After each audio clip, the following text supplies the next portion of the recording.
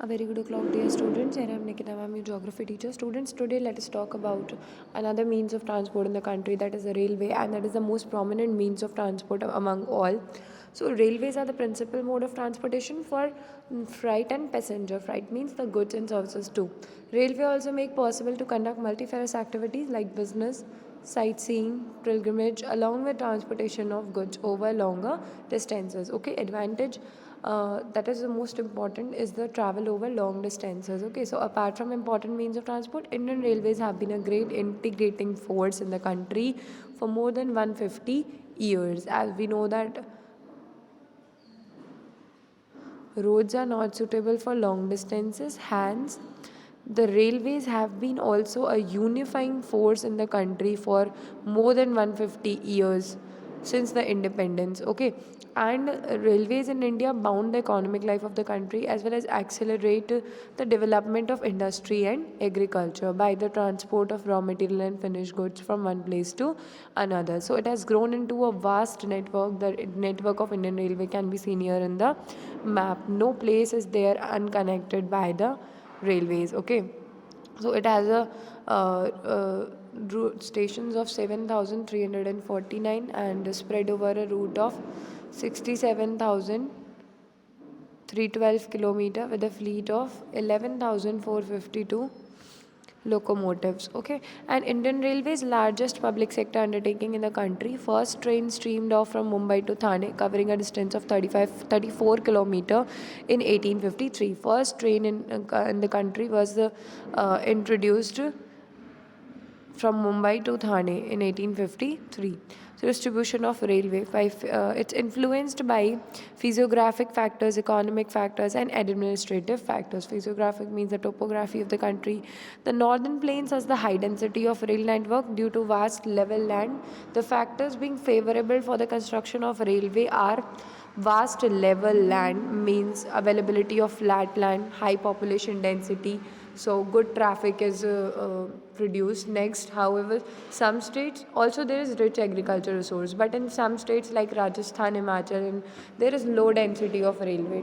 And the factors being large number of rivers, so it requires a lot of construction of bridges across the wide beds, and rugged topography of the country is also not good. Then sandy soil of Rajasthan, railways cannot be constructed over the sandy soil. In hilly terrains of the peninsular region, these are laid through the low hills or gaps or tunnels. Okay, means that in the hilly regions the tracks of railways are led by cutting the rocks. Himalayan mountain regions like Jammu and Kashmir, Ladakh, Assam, Uttarakhand, and northeastern parts of India are unfavorable for construction of railway line due to high relief, less density of population, and lack of economic opportunities. Okay, means the high regions are not favorable due to less density of population and also less use of railways, that is lack of opportunities. Okay, now let us see some states like sandy plains of western Rajasthan, swamps of Gujarat, forested tracts of Madhya Pradesh, Chhattisgarh, Orissa, and Jharkhand. These places are not suitable for the construction of railways. Okay, so the contiguous stretch of Sahyadri could be crossed only through gaps or passes.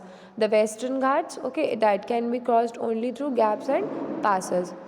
Now, advantages of railway. It facilitates long distance travel and transport of bulky goods which are not easily transported through motor vehicle. Okay, railway helps facilitates the transport of heavy goods, okay, bulky goods through a long distance. Okay, and it's much cheaper than the road transport. It's a quick and more regular form of transport, helps in transportation of goods with speed and certainty. Okay, it transport the goods with a high speed and helps in industrialization process of a country by easy transportation of coal and raw material at a cheaper rate. It also promotes industrialization as it transports the coal and raw material at a cheaper rate.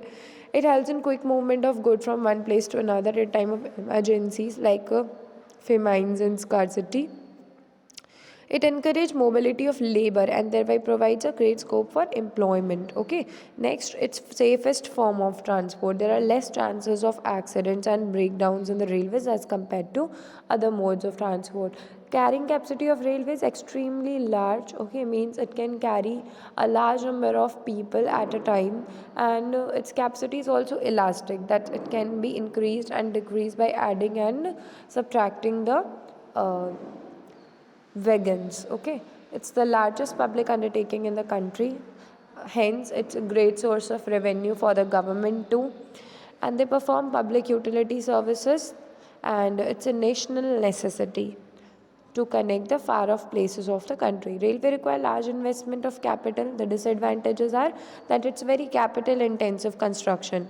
Maintenance and overhead expenses are very high as compared to other modes of transport. Moreover, the investments are specific. Okay, means investment depends upon many conditions, and these investments are immobile, means once invested it cannot be withdrawn, and if the traffic is not sufficient then it will lead to wastage of huge resources.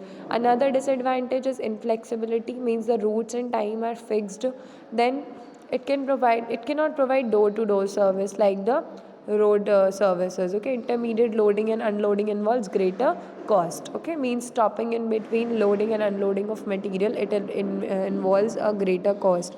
Railway is unsuitable and uneconomic for short distances and small traffic of goods. It involves much time and labor in booking and taking delivery of goods through railway as compared to motor transport. It takes a longer time, okay, and it cannot be operated economically in rural area. Thus large rural area have no railway even today. Okay, so that's all about the railways. We'll discuss the waterways in the next video. Thank you.